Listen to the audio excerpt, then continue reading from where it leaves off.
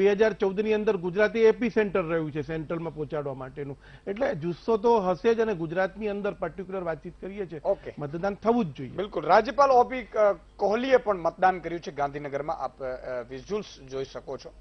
સતત આપની સેલ્ફીઓ પણ મોકલતા રહેજો, સેલ્ફીઓમાં પણ ચલાવશે.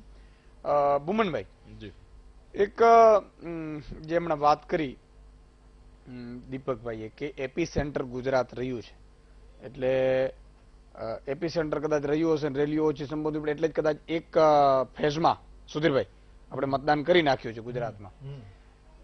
બુમનભાઈ, એક વાત સમજવાની કોશિશ કરવી છે કે આ વખતે કેવા પ્રકારના એક રાજ્યપાલશ્રીની બાઇટ જોઈ લઈએ.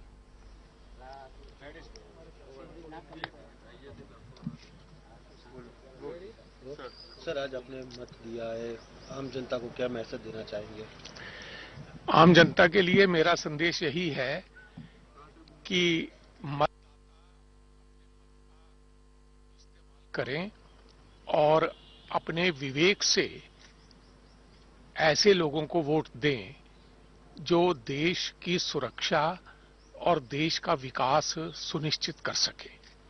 इसलिए मेरी मतदाताओं से ये अपील है और खास तौर से युवा मतदाताओं से ये अपील है कि वे बड़ी संख्या में अपने घर से निकलें, अपना वोट कास्ट करें, देश की सुरक्षा और देश का विकास सुनिश्चित करें. धन्यवाद. Thank you sir. ये પણ ધીરે એકથી એમ એટલે રાજ્યપાલશ્રી ઓપી કોહલી આમ બહુ વિદ્વાન છે. એકાદ રાજ્યપાલે જે અમુક બફાટ કર્યા હતા ગવર્નરની જેમ, એમની બફાટ નથી કરતા, એટલે એ સારું છે. શિક્ષિત છે અને બહુ લર્નેડ છે અને બહુ પોઈન્ટ વાત કરે છે.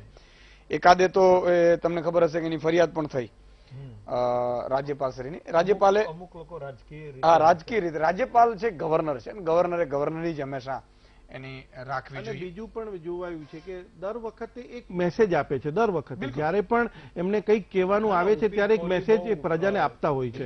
એટલે ખરેખર એમને સાંભળવા પણ આપણા માટે બહુ એ છે અને આપણે ગૌરવ લેવો જોઈએ કે આવા ગવર્નર શ્રી આપણને મળેલા છે. એ વાત છે, 100% છે. બુમનભાઈ, સવાલ એ છે કે આ વખતનો મતદાનની ટકાવારીનો અત્યારનો જે રેશિયો છે એ માહોલ આ બધામાં શું લાગે છે, વધશે અથવા તો વધશે તો કયા અનુસંધાને વધશે?